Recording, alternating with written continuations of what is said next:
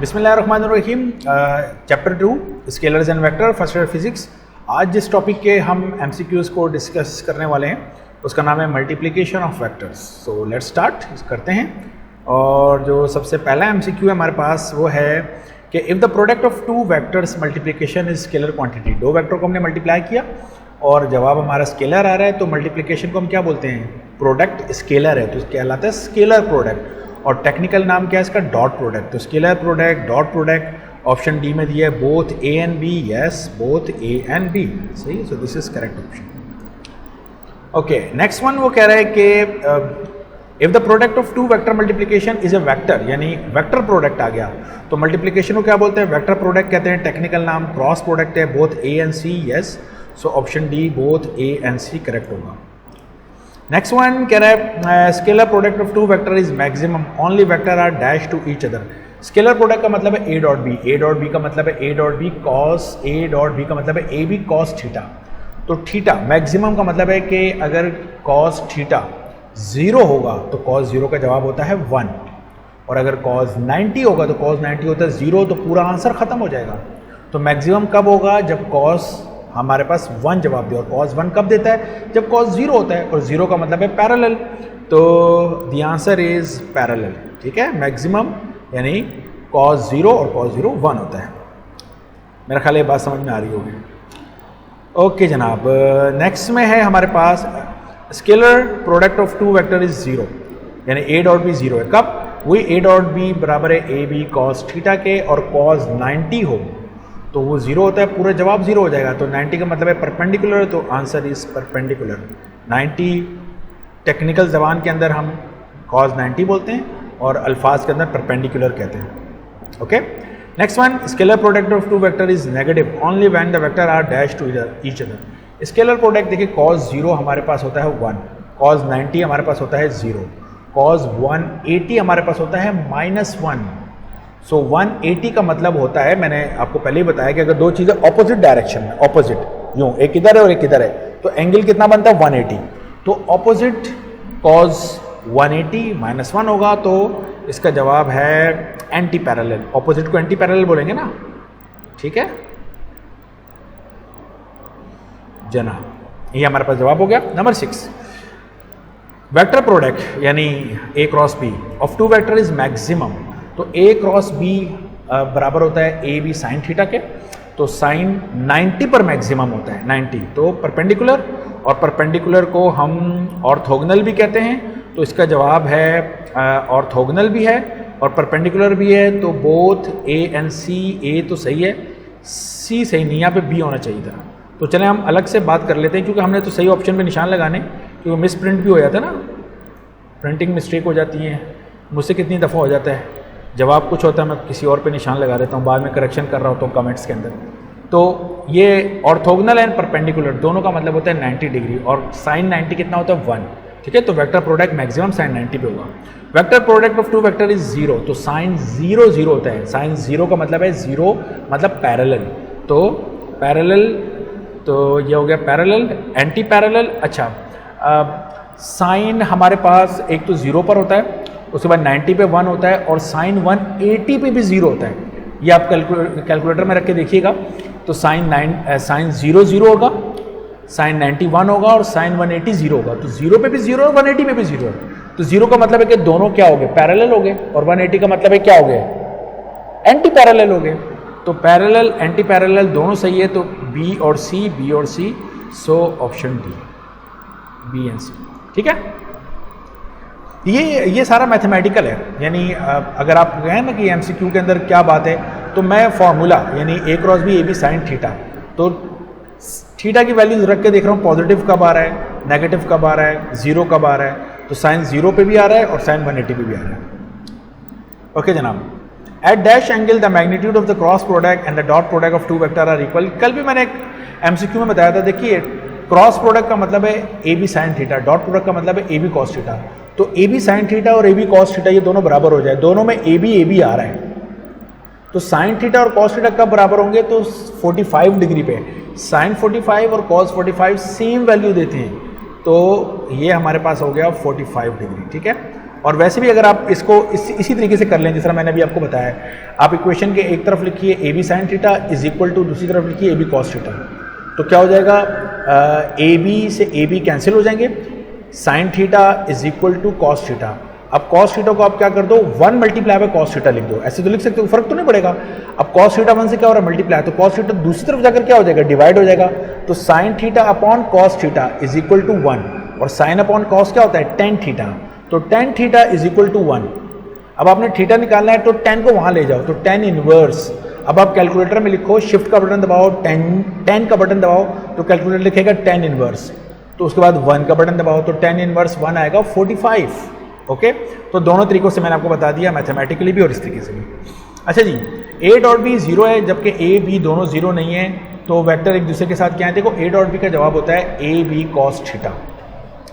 ए भी 0 नहीं है, बी भी 0 नहीं है, तो फिर 0 किस वजह से हुआ, ये ए डॉट बी 0 किस वजह से हुआ, अगर ए बी दोनों 0 नहीं है, तो कॉस की वजह से 0 हुआ ना। तो कॉस 0 कब होता है, जब कॉस 90 होता है हमारे पास, और कॉस 90 का मतलब है परपेंडिकुलर, ठीक है। इसी तरीके से ये वाला एमसीक्यू है, ए क्रॉस बी का जवाब 0 है, और ए क्रॉस बी क्या होता है, ए बी साइन थीटा। अब वो कह रहा है ए बी 0 नहीं है, बी भी 0 नहीं है, तो फिर क्यों 0 हो रहा है, साइन की वजह से 0 हो रहा है ना, और साइन कब 0 होता है, साइन 0 डिग्री पे 0 होता है, और हमने पढ़ा था 180 पर होता है हमारे पास, तो 0 का मतलब है पैरेलल, पैरेलल, और 180 का मतलब है एंटी पैरेलल, तो एंटी पैरेलल हमारे पास नहीं है, तो हमारे पास चूंकि बेस्ट ऑप्शन हमारे पास पैरेलल आ रहा है, ठीक है, तो हम पैरेलल पे लगाएंगे। अच्छा, इसने बहुत ए एंड सी भी लिखा हुआ है, ए नहीं परपेंडिकुलर पे नहीं, क्योंकि परपेंडिकुलर पे तो साइन 91 हो जाता है हमारे पास। ओके जनाब, अच्छा ये हमारे पास एक एमसीक्यू है, for what value of x, अगर किसी वेक्टर के जवाब में, यानी वेक्टर की वैल्यू में अननोन लिखा हो, जिस तरह ये एक्स लिखा है, यहाँ भी एक्स लिखा है, तो उस अननोन की वैल्यू कैसे मालूम करते हैं, ये डॉट प्रोडक्ट के न्यूमेरिकल में मैंने करवाया हुआ है। यहाँ पर मैंने आपको समझाने के लिए दोबारा कर दिया, मैं आपको दिखा देता हूँ। ये देखिए, ये मैंने क्या किया कि जनाब मेरे पास ये वेक्टर ए है, मैंने एज इट इज़ लिखा हुआ है, और उसके साथ मेरे पास ये वेक्टर बी है, ये मैंने एज इट इज़ लिखा हुआ है, ठीक है, दोनों वेक्टर हैं। तो कैसे करेंगे, A dot B is equal to 0, ये मैंने 0 क्यों लिया है, अगर आप क्वेश्चन में पढ़ें, ये मैंने वहाँ भी बताया, कह रहा है for what value of x, x की किस वैल्यू के लिए, जो अननोन वैल्यूज़ हैं, ये ए और B are perpendicular to each other, तो ए डॉट बी होता है ए बी कॉस थीटा, और कॉस 90 यानी परपेंडिकुलर, परपेंडिकुलर का मतलब है 90, तो कॉस 90 कितना होता है 0, तो A dot B is equal to 0, इस वजह से मैंने ये 0 लिखा है। ये इसकी टेक्निक है, मैंने वहाँ भी बताई थी, तो इसको A dot B is equal to 0 लेते हैं। वेक्टर ए, ये पूरा वेक्टर ए लिखा है, मैंने एज इट इज छाप दिया, डॉट है तो मैंने डॉट लगाया, वेक्टर बी लिखा है तो ये vector B as it is मैंने पूरा यहाँ छाप दिया। अब देखिए डॉट प्रोडक्ट कैसे निकालते हैं, आई वाले को आई से मल्टीप्लाई करते हैं, या आई के साथ 4 है, या आई के साथ 2x है, प्लस फिर जे वाले को जे से मल्टीप्लाई करते हैं, यहाँ जे के साथ -3 है, और यहाँ जे के साथ -1 है, तो माइनस वैसे भी प्लस हो जाता है, तो 3 और 1 मैंने ये लिख दिया। यहाँ k के साथ है x, और यहाँ k के साथ है -2, और वैसे भी प्लस माइनस माइनस होता है तो मैंने माइनस लिखा, तो ये इस k का x और इस k का 2 मैंने ये लिख दिया, ठीक है। i वाले को i के नंबर के साथ, j वाले को j के नंबर के साथ, k वाले को k के नंबर के साथ मल्टीप्लाई करना है, और साइन का ख्याल रखना है, लाजमी लेना है। तो 4 2 8x प्लस 3 1 3, और -2 को x से किया तो 2x। अब 8x माइनस 2x तो 6x plus 3 is equal to 0। ये प्लस का 3 क्वेश्चन की दूसरी तरफ जाके माइनस का 3 हो जाएगा, 6 मल्टीप्लाई हो रहा है, वहाँ जाके डिवाइड हो जाएगा, तो -3/6, 3 1 3, 3 2 6, -1/2, और -1/2 -0.5 होता है, तो आंसर इज -0.5।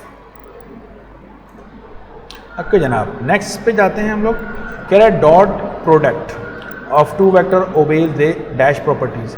क्या डॉट प्रोडक्ट कम्यूटेटिव को ओबे करता है? Yes, dot product is commutative. Distributive को ओबे करता है? यस, डिस्ट्रीब्यूटिव भी हमारे पास होता है। तो बोथ ए एंड सी जो कि हम लोगों ने पढ़े हुए हैं।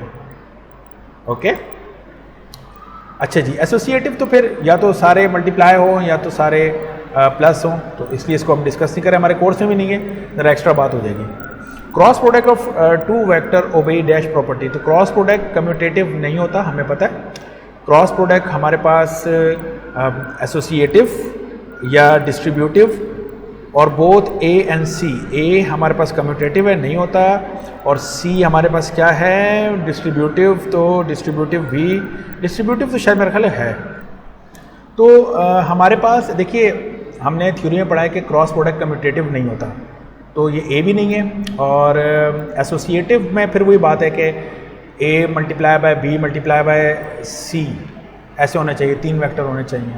सो this is beyond the scope of intermediate, होता तो है वैसे ही है। फिर हमारे पास डिस्ट्रीब्यूटिव है, तो डिस्ट्रीब्यूटिव प्रॉपर्टी मैंने बताया था, distributive property of multiplication over addition या distributive property of addition over multiplication, ये दोनों प्रॉपर्टीज़ हमारी किताब में लिखी हुई हैं एसोसिएटिव की। तो ये मैं आपको बता देता हूँ, हमारे पास पेज नंबर 46 है, ये जो हमारी सिन बोर्ड की बुक है, ओके ये वाली, तो page number 46, this is I believe so नज़र आ रहा होगा 46, इसमें सबसे ऊपर प्रॉपर्टीज़ लिखी हुई हैं, ये रही सबसे ऊपर, ठीक है।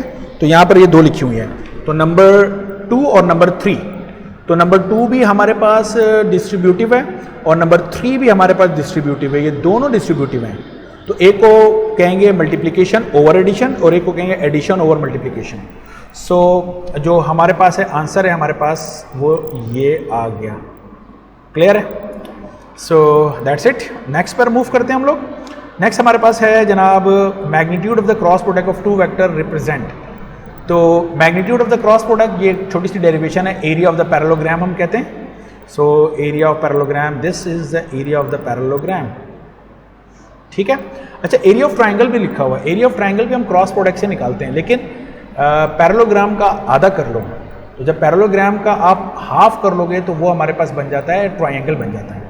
सो अगर वो कहता है कि half of the magnitude of the cross product, गौर से सुनो, हाफ यानी हाफ कर लिया जाए किसका, magnitude of the cross product, तो फिर हमारे पास एरिया ऑफ ट्राइंगल आ जाता है, ओके।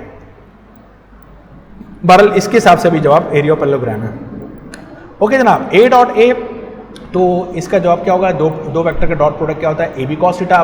पहला भी ए है और दूसरा भी ए है, तो ए कॉस थीटा, थीटा क्या होगा, तो मैं आराम से गैस कर सकता हूँ थीटा, क्योंकि पहला वेक्टर ए है और दूसरा वेक्टर भी ए है, तो अगर एक वेक्टर इस डायरेक्शन में है तो दूसरा वेक्टर भी इस डायरेक्शन में है, दोनों क्या होंगे, पैरेलल होंगे, क्योंकि दोनों सेम वेक्टर है ना, आपस में डॉट प्रोडक्ट है। तो अगर दोनों सेम डायरेक्शन में है, यानी आपस में एक दूसरे के साथ डॉट ले रहा हूँ, तो पैरेलल का मतलब है कॉस कितना हो गया, 0, कॉस 0 कितना होता है 1, तो ए कॉस 0, तो ए मल्टीप्लाई बाय ए कितना होगा, ए स्क्वायर, और कॉस 0 1 होता है, तो जवाब है मेरे पास A square, okay. Next one, I dot I, dot product अगर आपने थ्योरी देखी हो, पीस ऑफ केक है, तो सेम के दरमियान डॉट प्रोडक्ट का जवाब होता है 1, तो आई डॉट आई हमारे पास होता है 1। इसी तरीके से जनाबे अली जे डॉट जे का जवाब होता है हमारे पास 1, इसी तरीके से के डॉट के का भी जवाब होता है हमारे पास 1, और डिफरेंट के दरमियान डॉट क्या होता है 0। तो अब डिफरेंट आ जाए, आई जे डिफरेंट आया तो बस हमने सीधा सीधा बोलना है 0, जे के डिफरेंट आया तो हमने बोलना है 0, बस ये याद रखना है, सेम के दरमियान डॉट का जवाब 1 और डिफरेंट के दरमियान 0, बस करते चले जाओ, ओके जनाब। अब आई डॉट आई, दोबारा आई डॉट आई आ गया, तो आई डॉट आई हमारे पास क्या होता है 1 होता है, ख्याल करना 2 दफ़ा पूछ लिया मेरा ख्याल है क्वेश्चन, लेट मी सी, ऊपर भी पूछा हुआ है, यस नंबर 16 में भी पूछा हुआ है आई डॉट आई, और नंबर 21 में पूछा हुआ है, कोई मसला नहीं, कोई इशू नहीं है। अच्छा, क्रॉस, अब सेम के दरमियान क्रॉस 0 होता है, सेम के दरमियान क्रॉस का जवाब 0, सो आई क्रॉस आई इज योर 0। इसी तरह जे क्रॉस जे का जवाब हमारे पास क्या होता है 0। इसी तरह के क्रॉस के का जवाब भी हमारे पास क्या होता है 0, ओके।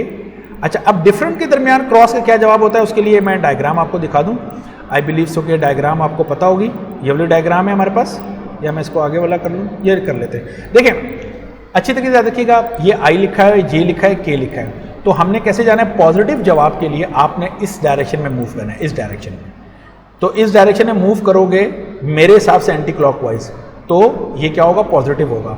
अच्छा, अगर कोई टीचर आई की जगह पे जे यहाँ लिख दे तो उसका ये डायरेक्शन पॉजिटिव होगी। अच्छा, ये कोई फिजिक्स का रूल, मतलब फिजिक्स की कोई प्रिंसिपल, कोई लॉ नहीं है, ये हमने अपनी तरफ से याद कराने के रूल बनाए।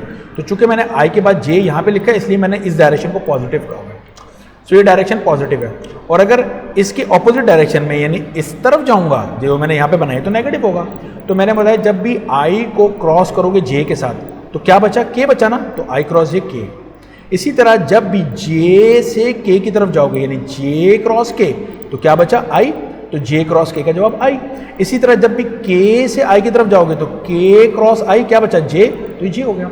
और ऑपोजिट डायरेक्शन में जाओगे तो माइनस हो जाएगा। मिसाल के तौर पे अगर मैं के से जे की तरफ जाता हूँ, के क्रॉस जे, तो क्या बचा, आई, लेकिन चूंकि मैं इस डायरेक्शन में जा रहा हूँ तो माइनस का आई।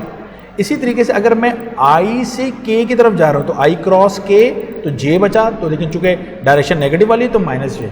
इसी तरीके से ये भी है मेरे पास, ये इसमें देख लीजिए कि अगर मैं जे से आई की तरफ जाऊँ तो जे से आई की तरफ जा रहा हूँ तो देखिए ना ऑपोजिट डायरेक्शन में जा रहा हूँ ना, यूँ के बचा लेकिन माइनस के हो जाएगा। Okay, so I believe so के।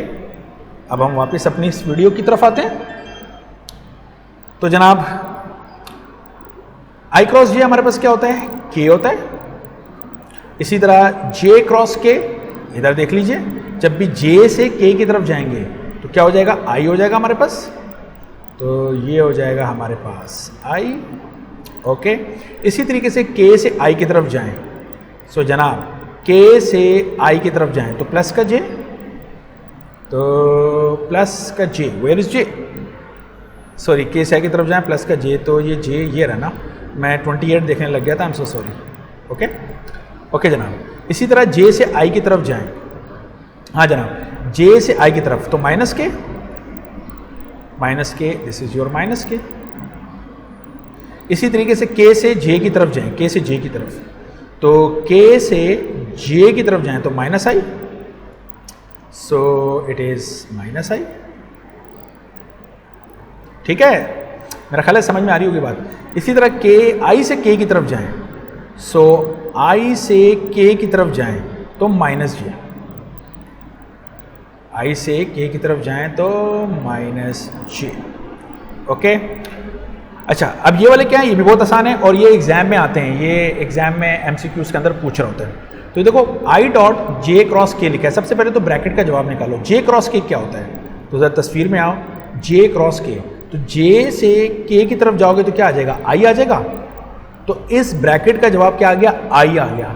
तो आई डॉट, बाहर भी आई है, तो सेम के दरमियान डॉट क्या होता है, 1 होता है, तो द आंसर इज 1। समझ में आई बात की, पहले ब्रैकेट का जवाब निकालो और फिर बाहर वाले के साथ डॉट हो रहा है तो डॉट करो, क्रॉस हो रहा है तो क्रॉस करो, दैट्स इट, सिंपल थ्योरी। इसी तरीके से हमारे पास है के क्रॉस आई, तो आओ तस्वीर के ऊपर, के क्रॉस आई, के से आई की तरफ जाओगे तो जे आ जाएगा, पॉजिटिव जे आ जाएगा, तो ये तो आ गया पॉजिटिव जे, तो जे को डॉट करो जे के साथ, तो सेम के दरमियान डॉट का जवाब होता है 1। इसी तरीके से अगर आई क्रॉस जे हम करते हैं, आई क्रॉस जे, सो आई क्रॉस जे करते हैं तो पॉजिटिव के आता है हमारे पास, पॉजिटिव के और बाहर डॉट के है, तो के डॉट के हमारे पास कितना होता है, 1 होता है, that's it. A dot B हमारे पास क्या होता है, अब देखिए ए के ऊपर कैप लगा हुआ है, इस कैप का मतलब क्या है, this is a unit vector, unit vector का मैग्नीट्यूड कितना होता है, 1 होता है, तो इसका ये है ए बी कॉस थीटा, तो ए बी कॉस थीटा, ए का मैग्नीट्यूड भी 1 मल्टीप्लाई बाय बी का मैग्नीट्यूड भी 1 और कॉस थीटा, तो 1 मल्टीप्लाई बाय कॉस थीटा, तो खाली कॉस थीटा रहा ना, 1 लिखने की तो जरूरत ही नहीं है, तो दिस इज कॉस थीटा। ठीक है, इसी तरह ए क्रॉस बी का मैग्नीट्यूड, अब दोनों अंदर यूनिट वेक्टर है, तो ए क्रॉस बी का जो मैग्नीट्यूड होता है वो ए बी साइन थीटा होता है, तो पहला भी यूनिट वेक्टर है तो मैग्नीट्यूड 1, दूसरा भी यूनिट वेक्टर है मैग्नीट्यूड 1 और साइन थीटा, तो 1 मल्टीप्लाई बाय साइन थीटा, तो 1 मल्टीप्लाई बाय 1, तो 1 लिखने की जरूरत नहीं है, तो साइन थीटा, तो this is just this sine theta. Okay, इसी तरीके से हमारे पास है, अब ये क्या है, देखो ए डॉट बी का स्क्वायर, तो ए डॉट बी अभी हमने किया है, ए डॉट बी हमारे पास है कॉस थीटा और ए क्रॉस बी का जो मैग्नीट्यूड है, यूनिट वेक्टर है, अच्छी तरह याद रखना, तो वो हमारे पास है साइन थीटा, तो कॉस के ऊपर भी स्क्वायर, ये छोटा सा नजर आ रहा है, स्क्वायर बना हुआ है, और इसका जवाब जो साइन थीटा उसको भी स्क्वायर है, cos square theta plus sign square theta trigonometric identity है, किसके बराबर होता है, 1 के बराबर होता है हमारे पास, सही है। ओके जनाब, next one, A dot B का square plus A cross B का स्क्वायर, तो ए डॉट बी का स्क्वायर हमारे पास होता है A B cos theta, square करोगे A square B square cos square theta, A cross B, अब सिंपल वेक्टर आ गए, तो ये है ए बी साइन थीटा, तो स्क्वायर करोगे तो A square B square sine square theta, A square B square common ले लो, तो बाकी ब्रैकेट में क्या बचेगा, cos square theta plus sign square theta, वो 1 हो जाएगा और बाहर क्या बचा है, ए स्क्वायर बी स्क्वायर।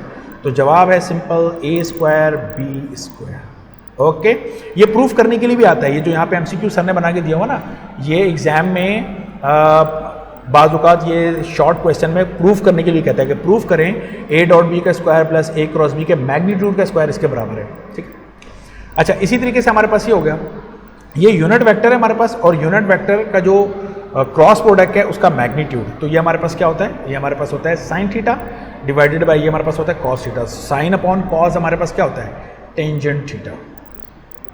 सही है ना, समझ में आ रहा होगा, ये पहले हमने किया अभी, एक का जवाब, पहले वाले का जवाब हमारे पास साइन है, दूसरे का कॉस है, तो साइन अपॉन कॉस टेंजेंट।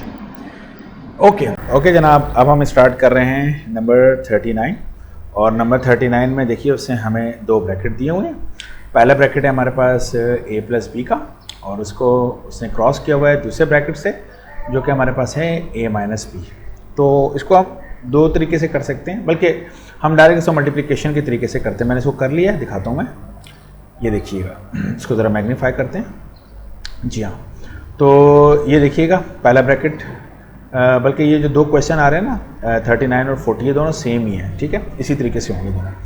तो पहला ब्रैकेट है हमारे पास a प्लस बी, इसको हमने क्रॉस किया, दूसरा ब्रैकेट a माइनस बी के साथ। तो हम मल्टीप्लाई कैसे करते हैं, क्रॉस का मतलब मल्टीप्लिकेशन ही है, तो दो ब्रैकेट को मल्टीप्लाई करना हमें आता है। कैसे मल्टीप्लाई करते हैं, हम पहले ब्रैकेट का पहला नंबर लिखते हैं a, तो हमने वो लिखा a, और फिर हमने क्रॉस यानी मल्टीप्लाई का साइन लगाया, और फिर दूसरी ब्रैकेट पूरी a minus B as it is हमने उसके सामने लिख दी। ठीक है, यही करते हैं ना अलजेब्रा में, पहले ब्रैकेट का पहला नंबर मल्टीप्लाई बाय पूरी ब्रैकेट अगले लिख देते हैं, ये सिंपल हमारी टेक्निक होती है। इसी तरीके से दूसरा है प्लस बी, और उसके बाद मल्टीप्लाई करके फिर दोबारा हमने पूरी ब्रैकेट जो कि हमारे पास क्या है a माइनस बी, वो हमने लिख दिया। अब इसको कैसे मल्टीप्लाई करेंगे, देखिए पहली ब्रैकेट का पहला नंबर कह लें या पहला वेक्टर कह लें a, वो हमने लिखा, और उसको हम मल्टीप्लाई करेंगे पहले नंबर के साथ, तो a क्रॉस a करके हम लिखेंगे। ठीक है, ये हमने लिख दिया। फिर माइनस साइन लगाया, तो a को b से किया, a क्रॉस b, फिर प्लस b को क्रॉस किया a के साथ, प्लस माइनस माइनस हो जाएगा मेरे पास, और b को b से क्रॉस कर दिया हमने। अब हम जानते हैं कि जो क्रॉस प्रोडक्ट है सेम के दरमियान उसका आंसर होता है 0। ठीक है, ये बात हम जानते हैं। तो ये जो a क्रॉस है ये 0, और आखिर में जो b क्रॉस b है ये भी 0 है, सेम के दरमियान क्रॉस 0 होता है। अब माइनस a क्रॉस b उसी तरह, प्लस अब ये जो b क्रॉस a है, देखिए मैंने इसको क्या लिखा है, नीचे मैंने a क्रॉस b लिखा है। हमने क्रॉस प्रोडक्ट की सिंपल प्रॉपर्टी पढ़ी थी, जब भी हम a क्रॉस b को b क्रॉस a लिखेंगे तो माइनस लगाना पड़ेगा। तो यहाँ b क्रॉस a है, उसको मैं a क्रॉस b लिखना चाह रहा हूँ, तो मैं प्लस की जगह पे माइनस लगाऊंगा, तो मैंने यहाँ पे माइनस लगा दिया। ठीक है ना, तो ये प्लस की जगह पे मैंने माइनस को नीचे आप देख सकते हैं कि मैंने रख दिया, क्योंकि मैंने b क्रॉस a की जगह पे a क्रॉस b लिखा। ये प्रॉपर्टी है क्रॉस प्रोडक्ट की, ये सिंपल प्लीज अपनी ध्यान में याद रखिएगा इस बात को। तो जब भी शिफ्ट करेंगे प्लस की जगह पे माइनस को हम रिप्लेस कर देंगे। तो पहला minus a cross b as it is, b cross a को a क्रॉस b लिखा, प्लस की जगह पे हमने माइनस लगा दिया, तो दोनों जीरो खत्म हो गए। Minus a cross b minus a cross b, तो माइनस 2a क्रॉस b। एक और तरीके से भी इसको लिख सकते हैं, वो भी मैंने लिखा हुआ है, वो भी मैं आपको दिखा देता हूँ। वो ये कि अभी जो हमने प्रॉपर्टी यूज़ किया, अगर मैं a क्रॉस b की जगह पर b क्रॉस a लिख रहा हूँ तो फिर माइनस लगाना पड़ेगा, साइन चेंज करना होता है। तो माइनस है तो वो माइनस माइनस प्लस यानी 2a क्रॉस b हो जाएगा। सो बी केयरफुल, जब b क्रॉस में a क्रॉस b की जगह b क्रॉस a लिखेंगे तो साइन चेंज करेंगे, या b क्रॉस a की जगह पर a क्रॉस b लिखेंगे तो साइन चेंज करेंगे। तो हम देख लेंगे हमारा जवाब कैसे लिखा है। अगर a क्रॉस b में लिखा है तो माइनस होना चाहिए, और अगर b क्रॉस a में लिखा है तो प्लस। सो देख रहे हैं हमारा जवाब a क्रॉस b में लिखा हुआ है, तो ये माइनस, ये प्लस वाला ये नहीं होगा, क्योंकि प्लस वाले में b क्रॉस है हमारे पास। सो माइनस वाले में यस -2 a क्रॉस b। ठीक है, ये देखिए -2 a क्रॉस b। सो मेरा आंसर है ये रहा। मेरा ख्याल है समझ में आ गया होगा। इवन इफ़ यू फील कि कोई कन्फ्यूजन है, कोई सवाल पूछना है, तो आप मुझसे पूछ सकते हैं, मुझे कमेंट कर सकते हैं, इंशाल्लाह मैं आपको जवाब दे दूंगा। लेकिन आप इसको एक बार रिपीट करके फिर देख लीजिएगा, जो मैं बातें मैंने आपको बताई हैं इंशाल्लाह आसानी समझ में आ जानी चाहिए, थ्योरी पढ़ी होनी चाहिए और सिंपल मैथमेटिक्स आनी चाहिए। नंबर 40 में आप देखें तो उसने जो माइनस वाली ब्रैकेट है उसको पहले लिख दिया है हमारे पास, है ना, और प्लस वाली ब्रैकेट को उसने बाद में लिख दिया। तो इसका मतलब जगह चेंज किया, क्रॉस प्रोडक्ट में जगह चेंज करने से आंसर वही रहता है, आंसर का साइन चेंज हो जाता है। यही पढ़ा हमने। तो मुझे क्या लिखना चाहिए, अभी जो ऊपर वाले का आंसर है वो है हमारे पास आ रहा है -2a क्रॉस b। तो इसका आंसर क्या आना चाहिए, माइनस का प्लस हो जाना चाहिए 2a क्रॉस b, क्योंकि प्रॉपर्टी है। कि अगर ए क्रॉस बी की जगह पे बी क्रॉस ए लिखूंगा तो साइन को चेंज करूंगा, जगह चेंज करने से हमेशा साइन माइनस हो जाता है, ठीक है। तो प्लस वाला और फिर माइनस वाला, तो ये देख लीजिए। तो हम क्या कर सकते हैं, डायरेक्टली आंसर के ऊपर पहुंच सकते हैं कि जगह चेंज करने से, ठीक है। तो इस माइनस की जगह पे ये माइनस है ना, इसकी जगह पे क्या आ जाना चाहिए, प्लस आए, बाकी सारा आंसर सेम रहना चाहिए। तो +2 ए क्रॉस बी। आप चाहें तो इसको उस तरह सॉल्व कर सकते हैं जिस तरीके से अभी मैंने नंबर 39 करके आपको दिखाया। देखिए मैं आपको अभी बता देता हूँ कैसे करना है आपने। ये जो ये वाला ब्रैकेट इसको पहले लिख दो और प्लस वाले को बाद में लिख दो, बस बाकी सारा काम इसी तरीके से करना है। मेरा ख्याल समझ में आ गया होगा। नेक्स्ट नंबर हमारे पास है 41। तो 41 में कह रहा है after taking cross product the product vector. तो हमने पढ़ा है कि क्रॉस प्रोडक्ट का जो जवाब होता है वो हमेशा जिन दो वेक्टर को आपस में क्रॉस करते हैं उन दोनों पर आपस में परपेंडिकुलर होता है हमारे पास। तो हमारा जो जवाब होगा क्रॉस प्रोडक्ट का वो परपेंडिकुलर होगा किन दो वेक्टर पे, जिन दो वेक्टर को हमने क्रॉस किया। सो परपेंडिकुलर होगा डायरेक्शन, ठीक है। सो it is a perpendicular vector. जो भी दो वेक्टर मिलके एक प्लेन बना रहे हैं, एरिया बना रहे हैं, ये न्यूमेरिकल भी है मोस्ट इंपॉर्टेंट। उसमें ये करते थे ना कि परपेंडिकुलर वेक्टर बनाएं तो वो क्रॉस प्रोडक्ट से करते थे। नंबर 42 के ऊपर हम जाते हैं। तो देखें दो परपेंडिकुलर वेक्टर हैं, 90 डिग्री बना रहे हैं, इक्वल मैग्नीट्यूड है, तो उनका क्रॉस प्रोडक्ट का जवाब दिया हुआ है। तो कह रहा है आप मैग्नीट्यूड बताएं हर वेक्टर का कि दोनों वेक्टर कितने हैं, दोनों आपस में बेसिकली सेम है। अभी कर लेते हैं इसको हम लोग, ठीक है। ये देखिए सॉरी ये मैंने पहले किया हुआ है, पीछे जाता हूं मैं।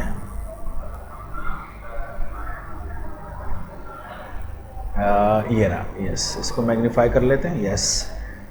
ये देखिए, तो देखिए हम जानते हैं, हमने पढ़ा हुआ है कि ये 42 है, ठीक है, कि ए क्रॉस बी बराबर होता है हमारे पास ए बी साइन थीटा के। तो और दोनों वेक्टर्स ने क्या बोला है, परपेंडिकुलर हैं। तो जब परपेंडिकुलर हैं तो थीटा कितना हो जाएगा हमारे पास, 90 डिग्री।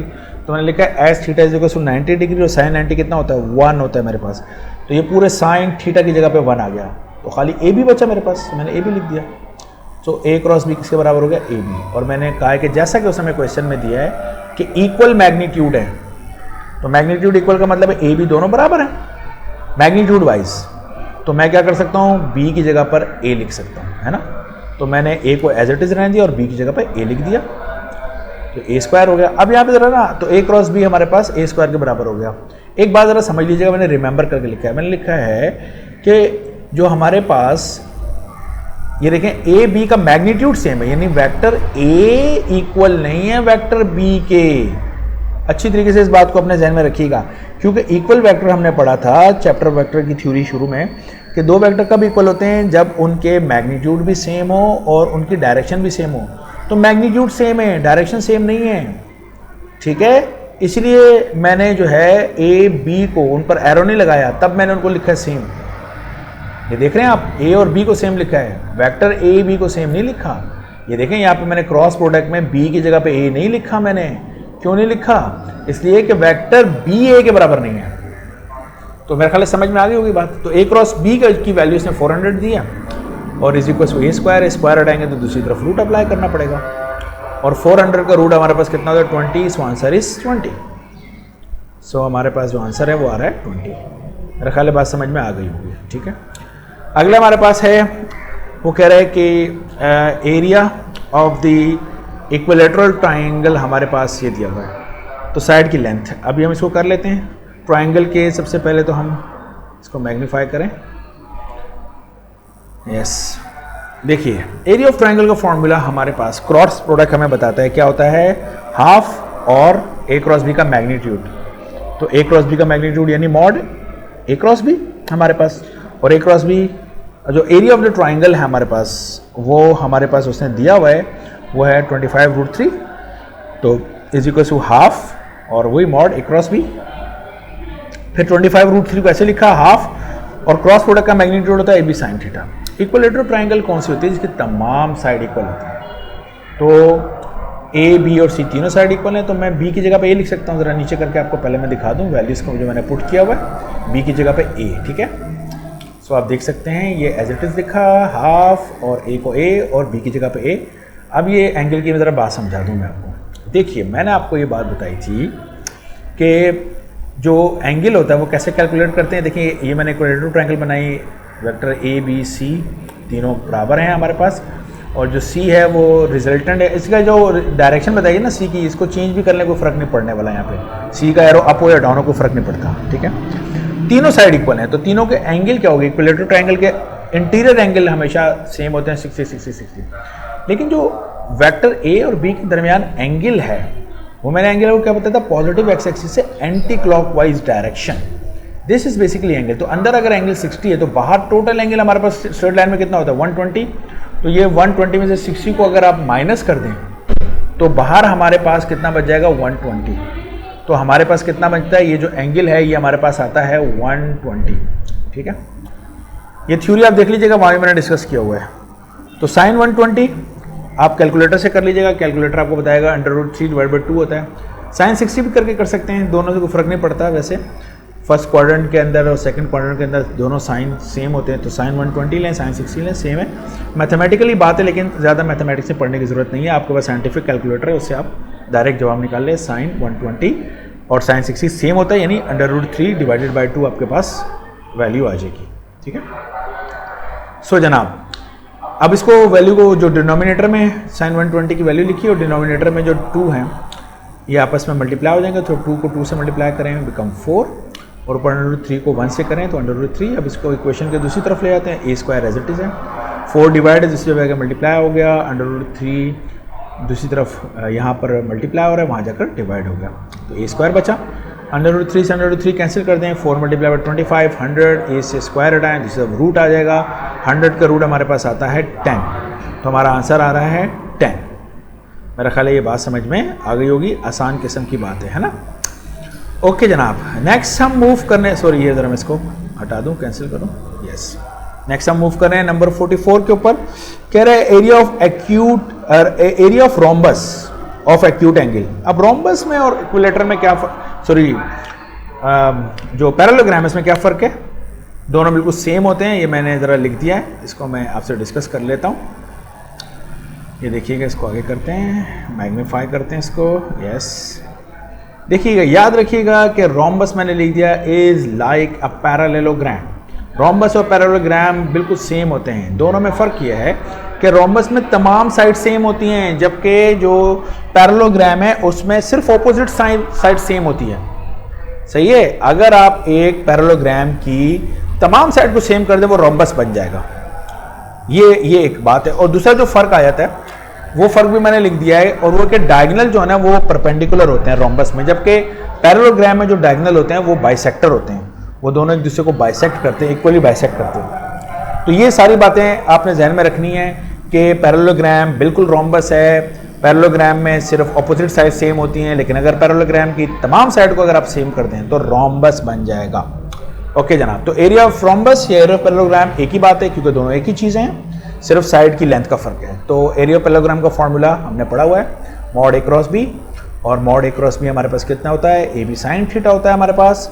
और चूंकि रोम्बस की तमाम साइड सेम है तो ab दोनों साइड सेम होंगी, तो मैंने b की जगह पे a लिख दिया, और साइन थीटा इसमें हमें दिया हुआ है, ठीक है। तो एरिया ऑफ रोम्बस और a × a² और साइन थीटा मैं भी बता देता हूँ, देखें क्वेश्चन में हमें दिया हुआ है इसमें, ये देखिए 60 डिग्री, तो ये 60 डिग्री मैं वहाँ पुट कर दूंगा, ये मैंने 60 डिग्री पुट कर दी यहाँ पर। तो ये √3/2 होता है, इक्वेशन के दूसरी तरफ ले जाएं तो 2 × √3 और 3 वहाँ जाकर डिवाइड हो गया, √3 सॉरी, √3 से √3 को कैंसिल कर दीजिए, तो 50 × 2 100।